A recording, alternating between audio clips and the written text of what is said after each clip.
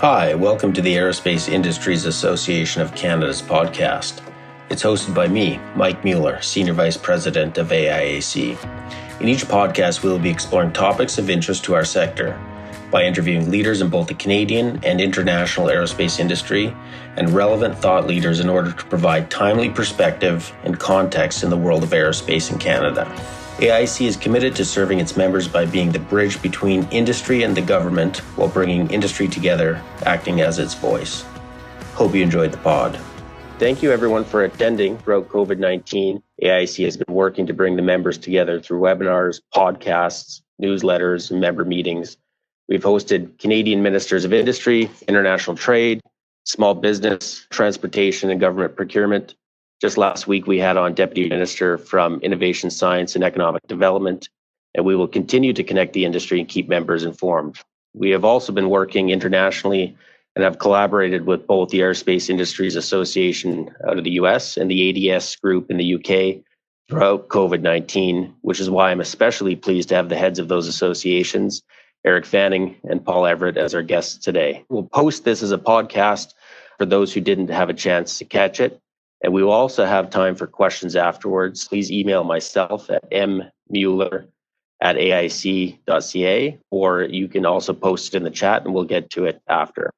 So I'd like to introduce Eric Fanning, who is the President and Chief Executive Officer of the Aerospace Industries Association, representing nearly 350 companies in its membership, ranging from multinational prime contractors to family-owned businesses. Eric joined AIA after serving in the 22nd Secretary of the Army, where he provided leadership and oversight of the U.S. largest military service. He previously served in senior level roles at the Air Force and Navy, and I'm told he is the only person to have held senior appointments in all three military departments and the Office of the Secretary of Defense. So welcome, Eric. We value your time and leadership.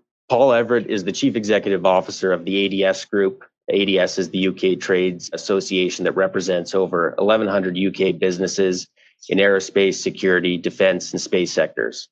Paul was previously Chief Executive of the Society of Motor Manufacturers and Traders.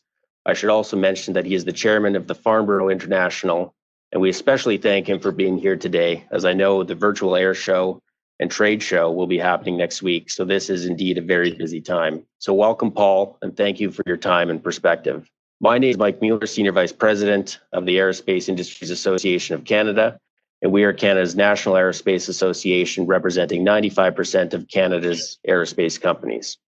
So maybe I'll just start this off by posing a question to both of you on what you're seeing. Here in Canada, we did a survey. We saw 40% declines in revenue, 93% of companies working at partial capacity are closed for a period of time, long lead times to recover, uncertainty with respect to second waves. We have an open letter to government calling on them to support the industry through measures that will keep the industry alive and allow the industry to contribute to the economic growth that will be needed, as 80% of our industry's output is export related. So maybe Eric, if you can just tell us about AIA, what are you generally seeing in the US in terms of the aerospace industry dealing with the effects of COVID-19, and what are you hearing from your members? Well, I think we're all hearing the same thing, because this is obviously a global pandemic and a global industry, a global ecosystem. And we all know the numbers. It's going to take years, we think, for air travel to return to what it was. Just in the United States, 3,500 planes are parked. Retirements of planes up 130% over what was projected.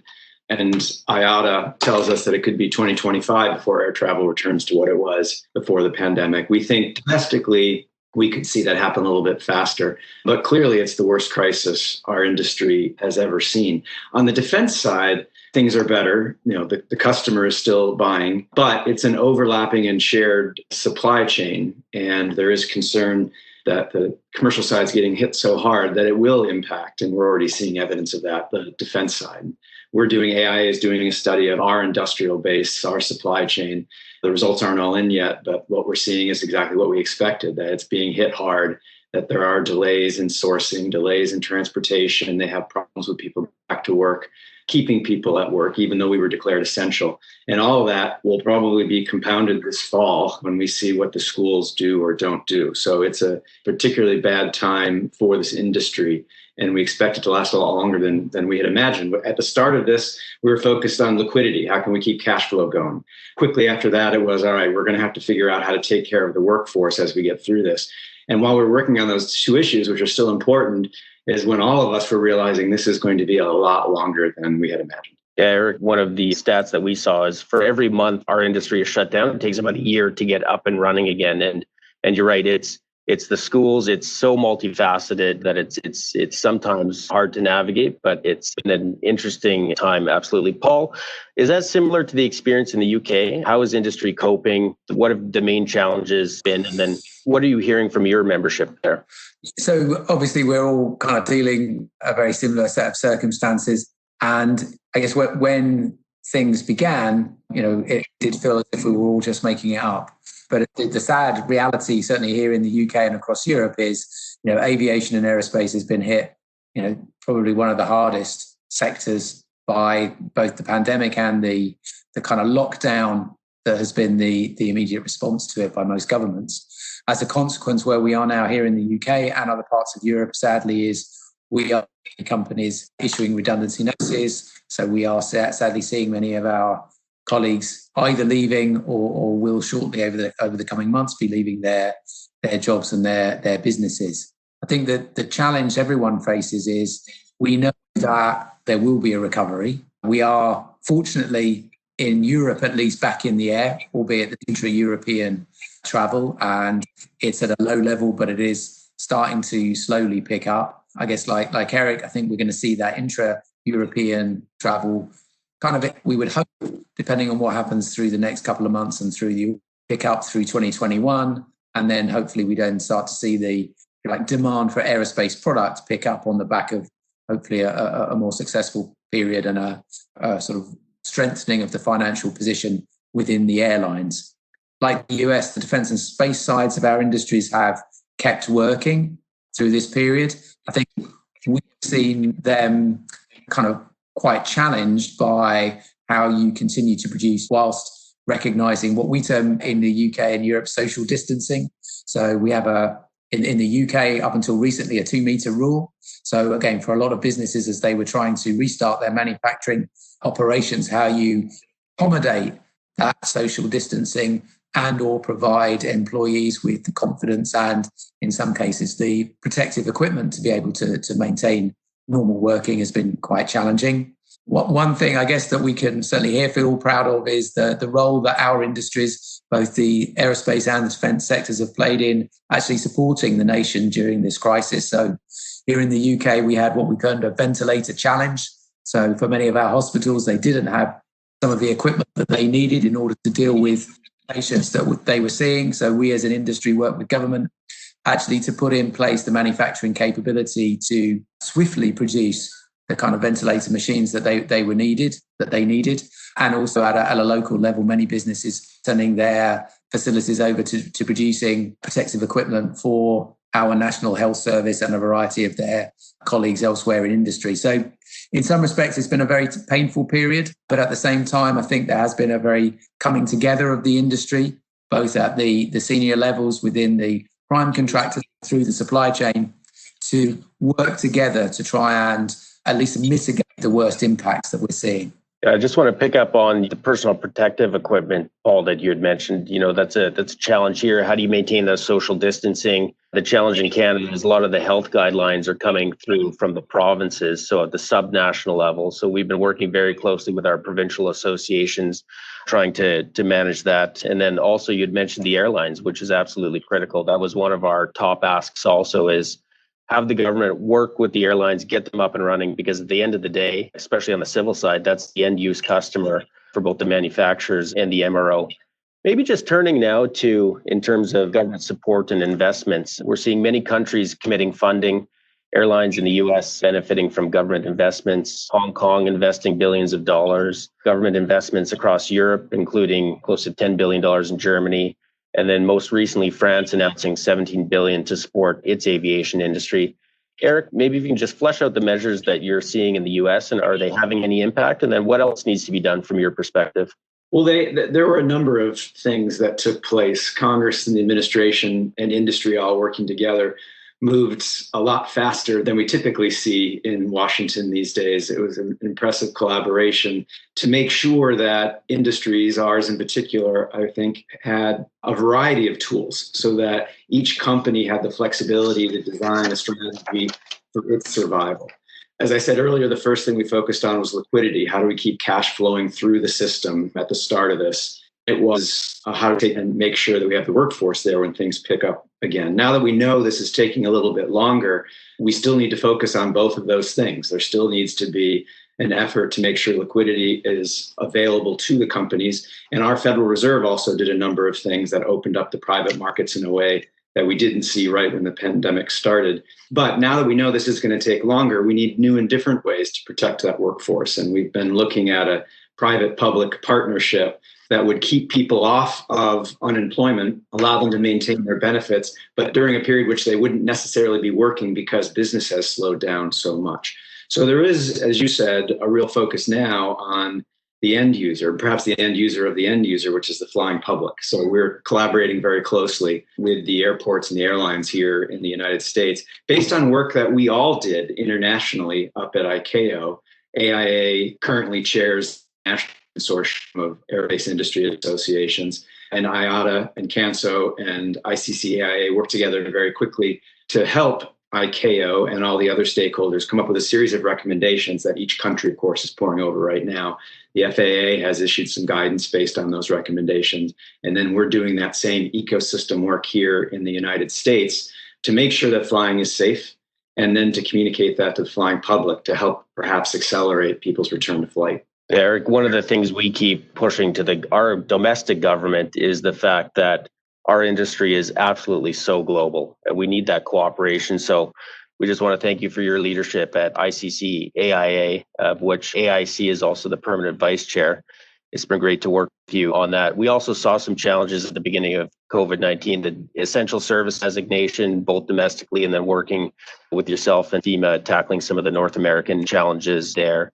And then also those government supports right off the bat. Actually, we've been lobbying the government to take into account the longer lead times that we see within the aerospace industry. And we were pleased to see an announcement from our Prime Minister yesterday announcing the extension of some of the wage subsidy programs that are underway, which will be a big help to a lot of our medium, smaller size businesses. To your point, Paul, trying to minimize some of those layoffs wherever we can. Maybe just turning to you, Paul. You recently wrote a pretty thoughtful op-ed about the need for the UK to match international commitments to aerospace.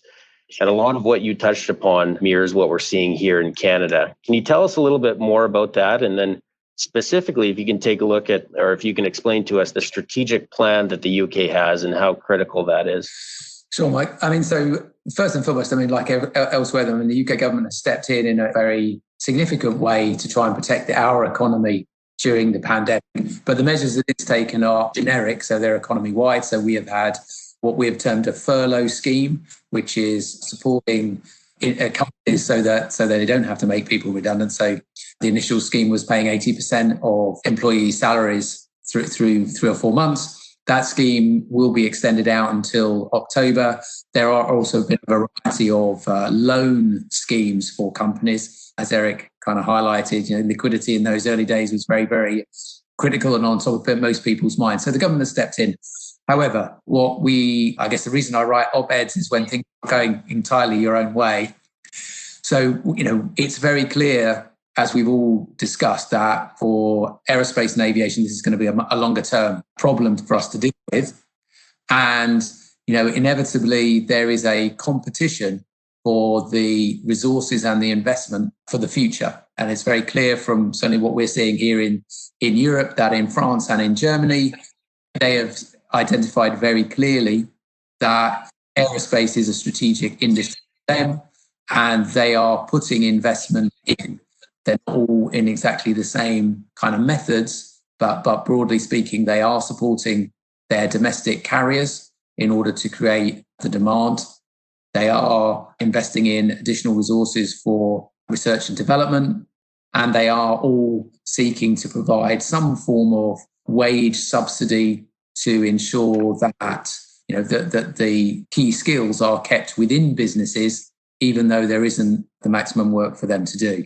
Now, here in the UK, we are, the government it's clear that aerospace defences are strategic industries, but at the moment they haven't been persuaded to provide an additional, what we would term sector-specific set of support mechanisms. We are definitely, I think the way it's described is in conversation or in discussion with government on what some of those are, and they follow a similar pattern. We clearly need to look at our UK-based supply chain and find a way to recapitalise it.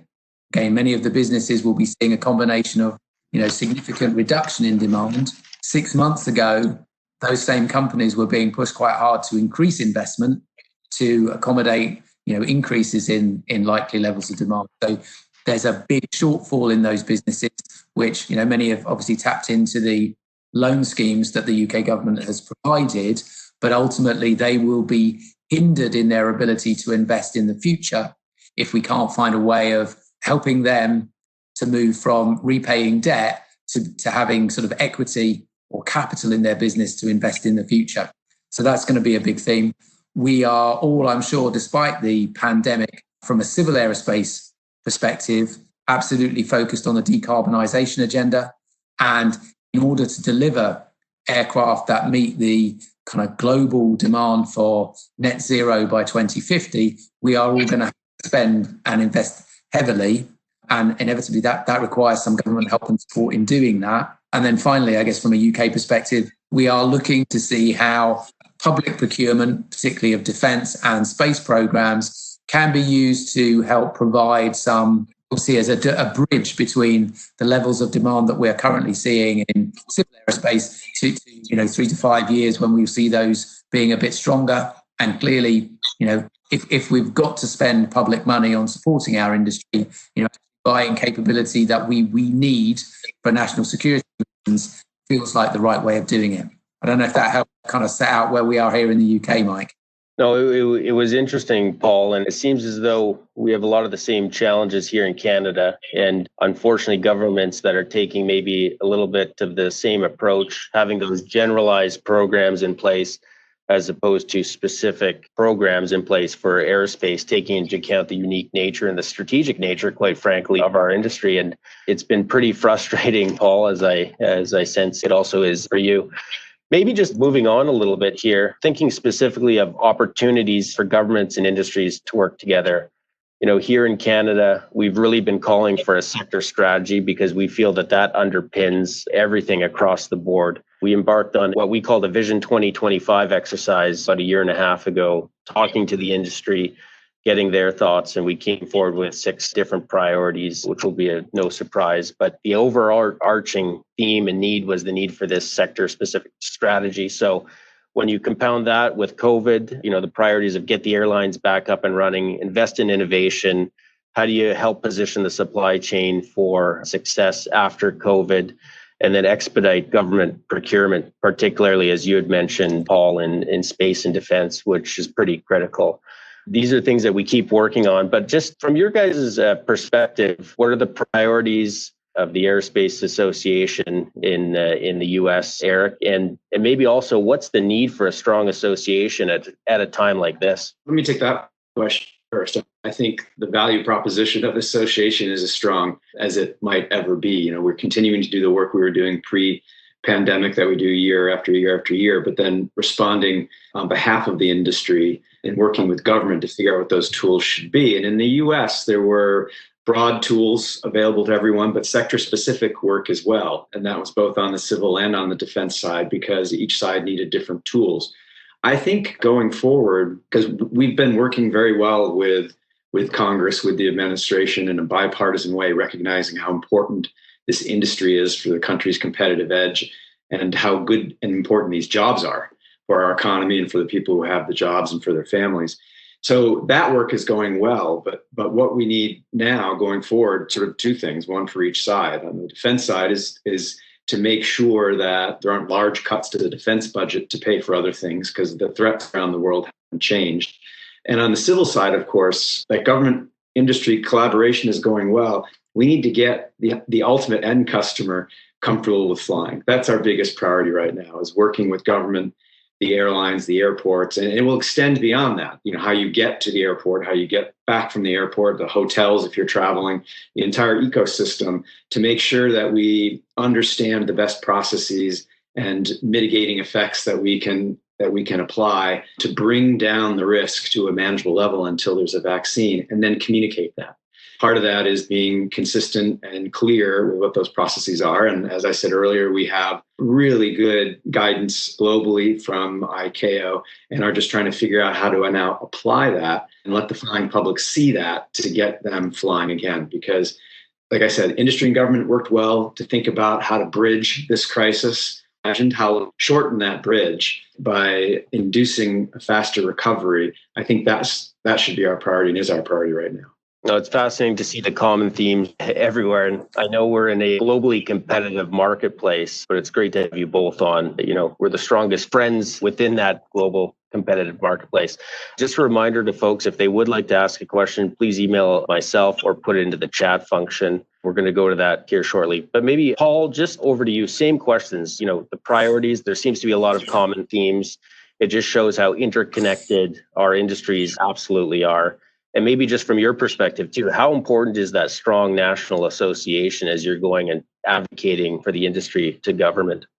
Yeah, it's always, I guess we always say to people, in some respects, we're an insurance policy. If things are going well, then it's maybe people don't necessarily fully appreciate what we do. When things are not going so well, then you're hoping that we are able to actually make a difference. And certainly we are, our membership, despite the difficult circumstances, is actually holding out extremely well. We are still attracting new members in, and I guess for lots of people, and particularly lots of smaller businesses, they are trying to understand what the landscape looks like and what the future plan against such a shifting and uncertain future. And we, I'm sure, like you, Mike and Eric, are able to provide some access to some insight into, what that looks and feels like. As we move forward, and with Eric, we need our end customer to be flying and for the public to feel confident. And I'm sure if there are things that we can do together, because again, I'm sure we're working pretty much off the same AO kind of hymn sheet in terms of what the right measures are and how to work that. But again, I'll be very happy to share and exchange some of the information that we're doing here in the UK and some of the work we're doing with government around that. I think that there are some opportunities, maybe in the short term, probably more around the defence agenda and space agenda. Again, I think we are all seeing, some wariness around our sort of individual supply chain resilience, and certainly a desire to shift away from some areas of the global interconnected supply chain. And through that, there may be some domestic opportunities for companies in all our respective memberships as they look for alternatives to some of those faraway suppliers. And clearly, as a community that is at least 3 of the 5 I's kind of, there should be opportunities for us to be working more closely in support of some of the joint programs that our respective governments are engaged and involved in. Just to make my life slightly more complex, we are also working through the UK's future relationship with the European Union, and also engaged on a set of international free trade agreements with the US, Canada, Australia, Japan, and a variety of others. So the UK is having an interesting time. I fear it will continue to be interesting for some months and years ahead. Excellent. Well, thanks for that insight, both Paul and Eric. It's been fascinating. And I really want to thank you both for your time. We do have some questions here just coming in. So maybe, Paul, starting with you, just because it plays upon the international trade angle here. And so I'm paraphrasing a little bit, but we've been pushing back against protectionism. So how will outsourcing be affected as a result of the COVID-19 and the interest in keeping work local as opposed to outsourcing? Here in Canada, we've really been pushing back on that notion of protectionism, with 80% of our industrial output going internationally. Having open and free trade is quite important to us. But I'd be interested to hear your perspective, maybe Paul and then Eric. So I think we would take a similar line. Again, I think we are, from an aerospace perspective, certainly a civil aerospace perspective, an international supply chain is a good thing. And it's certainly the part and parcel of the way our industry has developed over a long period of time. I mean, at the margins, certainly when we start to look at some of the defence procurement activity, we're hoping to see in the UK defence and security industrial strategy, which will be a little bit more strategic in determining what are the onshore capabilities that we as a UK want to ensure that we have control over. But within that, I think there's a recognition that we too are key exporters. And if you want to succeed in export markets, then you have to be prepared to accept that there is a trade here. So, high value goods are the ones that we export. And, with countries around the world, we need to be able to come to an agreement as to, what kind of exchanges we have. So I would share your view, Mike, that we are definitely promoting an open UK and an open market and would want to see that reciprocated around the world. Excellent. Thanks, Paul. Eric, any thoughts from you? I know, at least in British Columbia, and across the country, we have packages going back and forth across the border multiple times a day. Any perspective on your end? Yeah, I mean, one of the strengths of our industry to our country is that we're a leading exporter. And being an exporter means, you have a global supply chain. It's easier to sell products, not just because they're high quality, but the country buying them has some stake then in the supply chain. So I think we absolutely will continue to advocate for the importance of keeping it global. That said, we did see some perturbations in the global supply chain that you might be able to target a little bit in some places where we had more trouble than in other places. And I think some of our members are looking at where they might make some adjustments, still with a global framework in mind, but thinking, all right, I want to make some changes now to mitigate problems if this were to happen again. Oh, good perspective. Thank you. Another question here, maybe directed at you, Eric. So a question on how COVID will impact NASA's plans to get to the moon by 2024. And you'll also know that Canada joined that mission through an investment in the Lunar Gateway project. But any perspective on that would be helpful. Well, certainly COVID's having an impact on cost and schedule for a number of things. We're reviewing that on the defense side right now, and it's actually a pretty hefty, pretty big impact. But at the same time, this month, at the end of this month, we're scheduled to launch the Mars mission. And NASA's pulling that off in this incredibly difficult environment because they have to. This is the window. The window for Mars is every 2 years. But that gives me hope and shows evidence that they have figured out ways to mitigate some of the problems they're seeing through COVID. I think a bigger threat to getting back to the moon in 2024, which is a very ambitious schedule, is just making sure we maintain the bipartisan support and the federal government's program. That's the States' biggest problem the last 20 years or so, is maintaining agreement on what the strategy is and keeping the investment over time into that strategy. So that's what we're watching most closely. Interesting perspective. Thank you for shedding a little bit of light on that. And that actually just plays into the next question I have too, which is something that we're watching very closely in Canada, is that defense procurement, space procurement spend over the long haul in Canada. There's been sort of a willingness to encroach upon that when things get a little bit tough. So maybe Eric, maybe first you, and then Paul, can you talk a little bit about the procurement process? I know in the States, there was a big push to inject money into the system through those mechanisms. And maybe if you can, has the US done a good job at that? And then what has been your experience? How has that contributed, to the overall health of the industry by doing that? And then maybe Paul, after, if you could answer. Oh, the Pentagon has been great, leaned in on this very early, very quickly, helping us with the designation of essentiality and then looking for ways to accelerate payments, increasing the percentage on progress and payments, cutting the turnaround time for invoices. And then we were able to track that from the primes down through the supply chain. Everybody was leaning forward to make sure that cash flow was not just maintained, but accelerated. Because again, the supply chain, it's not completely shared, but there's a lot of overlap to it. It's a risk mitigation strategy to have some defense business and some commercial business. And so that helps the commercial side, having the defense side stay strong. But over time, we're seeing places where problems are setting in that are starting to impact the defense side. But certainly, that was one of the early successes, I think, in the response, the economic response. And we were benefiting here, being in the second year of a 2-year budget deal that provided pretty healthy budgets for the Department of Defense. So the Department of Defense had that capital to work with in order to help shore up the defense side. Thanks, Paul. Do you have any comment from the UK perspective on that? It was a very similar experience, to be honest. Our Ministry of Defence did exactly as Eric has outlined, which is they too maintained their payments. They were willing to kind of take a slightly more relaxed attitude on, partial missed delivery if it was impacted by COVID. Their pipeline of work kept flowing and has kept flowing through this period, and it's been vitally important in ensuring that we've many parts of the supply chain have been able to at least have some work to do, which has been helpful.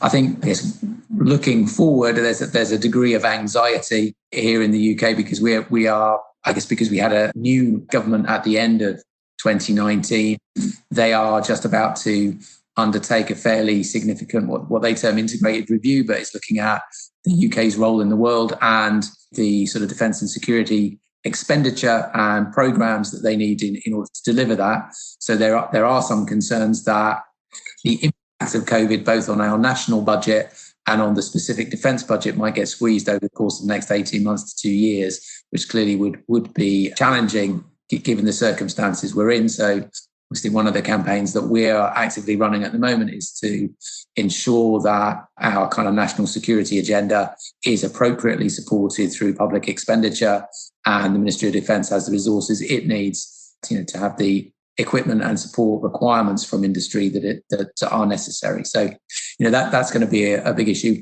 We are, the government, alongside their integrated review, are also developing what they term a defence and industrial strategy, which I think will be important for the UK, but also the UK as a potential investment opportunity for companies, because I think the UK will be making clear, as I said earlier, or clearer on those kind of sovereign capabilities that it wishes to keep on shore and the programs that it's going to utilise in order to create the right kind of environment here in the UK.